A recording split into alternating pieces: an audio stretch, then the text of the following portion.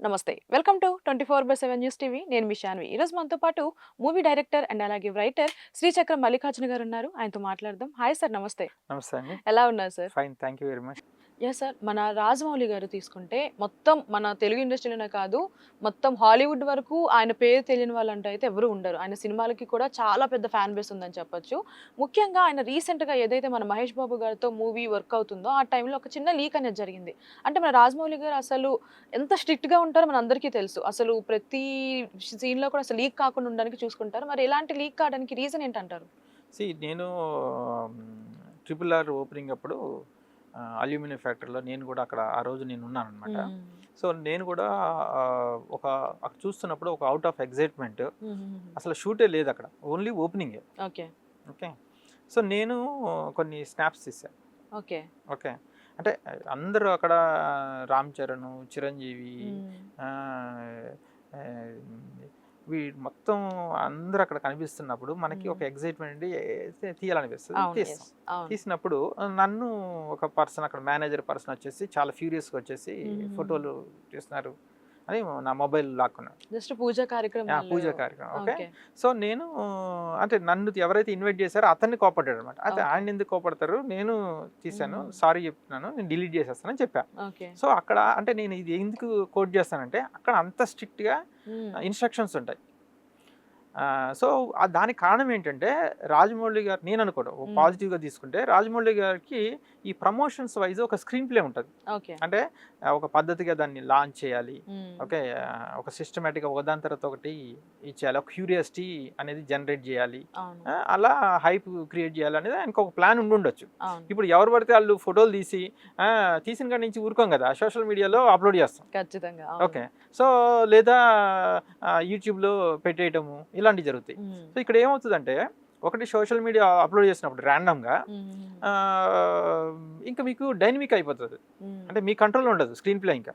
అవును. ఎవరు మీరేదన్నా సర్ప్రైజింగ్‌గా ఒకటి రిలీజ్ చేద్దాం అనుకుంటే హ్మ్. ఆల్రెడీ సోషల్ మీడియాలో వచ్చేసుంటది. ఇంకా సర్ప్రైజ్ వచ్చేసుంటది. ఏముంది? అవును. సో, అది డిస్టర్బెన్స్ అనమాట అది ఒక హ్మ్. రకంగా. సో, ఇంకొకటేంటంటే యూట్యూబ్‌లో కాపీరైట్స్ ఇష్యూ. హ్మ్.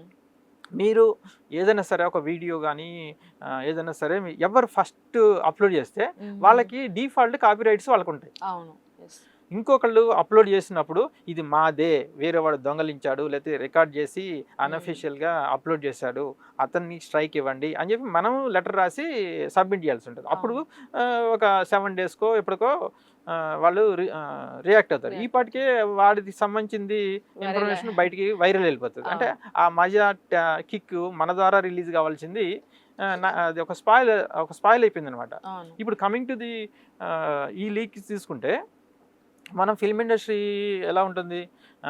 ఈ మధ్య మనం చూస్తున్నాం. కావాలనే లీకులు చేసేవాళ్ళున్నారు. అవును. అది ఆ క్యూరియాసిటీ ఉంటది గదా! అవునవును.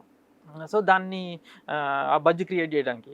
కానీ హుహుహు. రాజమౌళి గారి కేసులో ఏంటంటే కావాలని లీకులు చేసే ప్రోగ్రాము హ్మ్. ఉండదు. ఎందుకంటే ఆయన యాటిట్యూడు, ఆయన ప్లానింగ్ అంతా కూడా లీక్ అవ్వకూడదు స్ట్రిక్ట్‌గా మనం విడుదల చేసినప్పుడే హ్మ్. అవ్వాలి అని జెప్పేసి. సో, హుహుహు. ఇవి ఎవరో మనకి ఇంకోటేంటే ఆ ఫుటేజ్ గూడా క్వాలిటీ లేదు. ఓకే. సో, ఇప్పుడు రాజమౌళి వాళ్ళే చేశారనుకోండి. హ్మ్. వాళ్ళు క్వాలిటీ ఉన్న ఫుటేజ్ లీక్ జేస్తారు. సార్, అంటే మనకి 'మగధీర' సినిమా నుంచి చూసుకుంటే 'మగధీర' సినిమాలో కూడా చిన్న లీక్ అనేది బయటకొచ్చింది. ఆ తర్వాత అంటే 'బాహుబలి' సినిమాలో కానీ అంటే ఇది అందులో మనం బాగా అనుకోవడానికి ఛాన్స్ లేదంటారా? అదే ఇప్పుడు మనము మనం ఏదైనా ఒక స్టాండ్ తీసుకోవాలి. హ్మ్. అదేంటి రాజమౌళి గారు హ్మ్. స్ట్రిక్ట్‌గా ఉంటారు. హ్మ్. ఆయన సిస్టమాటిక్‌గా ఒక్కొక్క దాన్ని రిలీజ్ జేస్తారు. ఓకే. దానికి సంబంధించిన ముందు గూడా ఒక ఇన్ఫర్మేషన్ ఉంటది. ఒక అనౌన్స్‌మెంట్ ఉంటది. ఫస్ట్ లుక్ అనో లేకపోతే గ్లింప్స్ అనో హ్మ్. ఏదో ఒకటి చెప్పి ఆ టైంకి అందరిని వెయిట్ జేయించి ఒక టైంకి రిలీజ్ చేస్తా ఉంటారు. ఇది హుహుహు. అతని సిస్టమాటిక్ ప్లాన్. అలా వస్తేనేమో అది రాజమౌళి గారు ప్రోగ్రామ్. ఓకే. ఓకే అండి. హ్మ్. మీకు ఇలాంటియి ఎక్కడో గ్యాప్‌లో ఉండి దూరంగా డిస్టెన్స్‌లోంచి తీసినవి హ్మ్. అవి క్వాలిటీ లేనివి ఇలాంటివి ఉంటే అవి ఖచ్చితంగా అవి లీక్స్ అవి. అంటే చాలామంది బయట జనాలేమంటున్నారంటే, ఇదంతా మూవీ బజ్ కోసం మాత్రమే ఇట్లా చేస్తున్నారు. ఆ లీకేజ్ కావాలనే వాళ్ళు చేశారంటున్నారు. అంటే ఒకవేళ ఆ లీక్ అయిన వీడియో మీరు చెప్పినట్టు స్టార్టింగ్‌లో మీరొక పూజ కార్యక్రమం షూట్ హ్మ్. చేసినప్పుడే పిలిచి మరి డిలీట్ చేపించారు. అవును. అలాంటిది ఇక్కడ ఎలాంటి జాగ్రత్తలు తీసుకోలేదంటారా? అదే ఇప్పుడు మిస్ అయ్యే ఛాన్స్ ఉంటుంది కదా. ఉమ్, ఇప్పుడు ఎవరన్నా ఆ, చూసే లోపలే నేను ఉమ్, నా ఫ్రెండ్కి పంపించేసాను అనుకోండి. ఉమ్, ఉమ్, ఉమ్, ఉమ్. ఓకే. ఓకే, అట్లా. ఆ. సో మనం కంట్రోల్ చేయలేము అట్లాగా. ఓకే. ఇది సెల్ఫ్ డిసిప్లిన్ కావాలి. ఉమ్, అవేర్నెస్ లేకపోతే ఇప్పుడు అక్కడికి వెళ్ళంగానే నాకు రూల్ తెలియదు, ఉమ్, తెలిస్తే నేను తీసేవాడినే కాదు. అవును. సరే, అంటే అంత జాగ్రత్తలు తీసుకుని మన రాజమౌళి గారి మూవీకే ఇట్లా జరిగిందంటే ఇంకా చాలా మంది హీరోస్ ఉంటారు. ఉమ్. అంటే అలాంటి వాళ్ళ మూవీస్ కూడా, అంటే మన ఎన్టీఆర్ గారు ఇక్కడ కానివ్వండి. ఇక్కడ ఇంపార్టెంట్ పాయింట్ ఏంటంటే రాజమౌళి గారు ప్రమోషనల్ యాక్టివిటీ ప్లానింగ్ ఐడియాలజీ వేరు, మిగతా వాళ్ళ వేరు. మిగతా Okay. వాళ్ళంతా కూడా ఎంతసేపు ప్రమోషన్ అవుతే వాళ్ళు హ్యాపీ ఫీల్ అవుతారు. ఓకే. లీకులు అయ్యాయి, జనాలకి బజ్జి క్రియేట్ అయింది, ఫ్రీ పబ్లిసిటీ వచ్చింది, they are happy. Okay. But Rajamouli గారి కేసులు ఏంటి, స్ట్రిక్ట్. అంటే దీనివల్ల ప్రజల్లో ఉన్న ఇంటెన్షన్, క్యూరియాసిటీ కూడా పోయిద్ది కదా. అది ఇది ఇప్పుడు ఆయన ప్లాన్ కొంత డిస్టర్బ్ అవుతుంది. ఇప్పుడు ఏంటి, ఇప్పుడు మన మహేష్ బాబుని ఎలా తయారు చేశారు, ఒక ఒక సింహం జూలు లాగా తీసుకొచ్చి ఒక మేక్ ఓవర్ తీసుకొచ్చారు.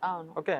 సో దాన్ని ఆయన ఎట్లా ప్రజెంట్ చేయాలి అని ఉంటుంది. ఇప్పుడు ఆయన ఎట్లా వాక్ చేసుకుంటూ వస్తున్నాడు, ఇలాంటివన్నీ అయ్యో ప్లాన్ చేసుకుని ఉంటారు. ఇప్పుడు ఎక్కడో దూరం నుంచి జస్ట్ లైక్ దట్ తీసేస్తే మహేష్ బాబు గారు ఏమైనా నార్మల్గా నిలబడ్డాడు, ఇలా ఉన్నాడు, డల్గా ఉన్నాడో, లేకపోతే మేకప్ లేదనో, లేకపోతే సింపుల్గా ఉన్నాడోనో, ఇలాంటివి తెలిసినాయి అనుకోండి, ఆ ఎనర్జీ, ఆ హోపు, ఆ హైప్ అవన్నీ డల్ అవుతాయి అన్నమాట. సో కేర్ తీసుకోవాలి ఖచ్చితంగా. అవును. సరే, ఇప్పుడు మూవీ షూటింగ్ టైంలో లీకుల విషయం పక్కన పెడితే, మూవీ రిలీజ్ అయిన తర్వాత కూడా మన వాళ్ళు ఏంటంటే థియేటర్లోనే వీడియోస్ తీసేసి చాలా మంది బయట మనకి వేరే వేరే వెబ్సైట్లో మూవీనే పెట్టేస్తున్నారు. అలాంటి వాటికి ఏం చెప్తారు? సో అది యాక్చువల్గా అవన్నీ కంట్రోల్ చేయొచ్చండి. నేను అదే టెక్నికల్గా కూడా కొంత పాసిబిలిటీ ఉంటుంది. నేను ఫిల్మ్ ఛాంబర్స్లో కూడా నేను మెన్షన్ చేశాను. అది టెక్నికల్గా నేను ఎక్స్ప్లెయిన్ చేయగలుగుతాను. అది ఒక సపరేట్ ప్రోగ్రామ్ పెడితే నేను క్లియర్గా ఎక్స్ప్లెయిన్ చేస్తాను ఎట్లాగా కంట్రోల్ చేయొచ్చు అన్నది. కమింగ్ టు పాయింట్ ఏంటంటే, మీకు ఎవరు పడితే వాళ్ళ సినిమాల్ని ఇట్లా బిట్లుగా చెయ్యరు. ఎందుకంటే వాళ్ళకి టైం వేస్ట్, జనాలు ఎవరో చూడరు అని చెప్పి. ఎవరి చూస్తారు, స్టార్ వాళ్ళే చూస్తారు. వాళ్ళకి సంబంధించినవే చిన్న బిట్ లీక్ అయినా కానీ లక్షల మంది దాన్ని చూస్తారు కాబట్టి వ్యూవర్షిప్ వస్తుంది కాబట్టి వాటిని ఆశపడి చేస్తూ ఉంటారు. ఓకే అండి. రెండోది, వేరే వాళ్ళు అనుకోండి చిన్న చిన్న బిట్లు బయటికి వెళ్ళినా కానీ వాళ్ళు హ్యాపీ ఫీల్ అవుతారు. యాక్చువల్గా నాది కూడా వీళ్ళు లీక్లు చేస్తున్నారు, క్రేజ్ ఉంది, జనాల్లోకి వెళ్తుంది, ఫ్రీ పబ్లిసిటీ అవుతుందని చెప్పి వాళ్ళు ఫీల్ అవుతారు. ఇక్కడికి వచ్చేటప్పటికేమో ఇది రివర్స్, ఇది మనకి బిజినెస్ ఎఫెక్ట్ అవుతుంది, వాళ్ళ మీద యాక్షన్ తీసుకోవాలని చెప్పేసి ఇక్కడ ఉంటుంది అనమాట. సో మొత్తానికైతే మన రాజమౌళి గారు ఆ టీం అయితే కావాలని చేసిన లీక్ అయితే ఇది కాదు, ఎవరో నేను అనుకుంటూ అయితే కావాలని చేసింది కాదు, ఎందుకంటే ఆ ఫుటేజ్ క్వాలిటీ లేదు. Right sir, thank you so much. Thank you very much.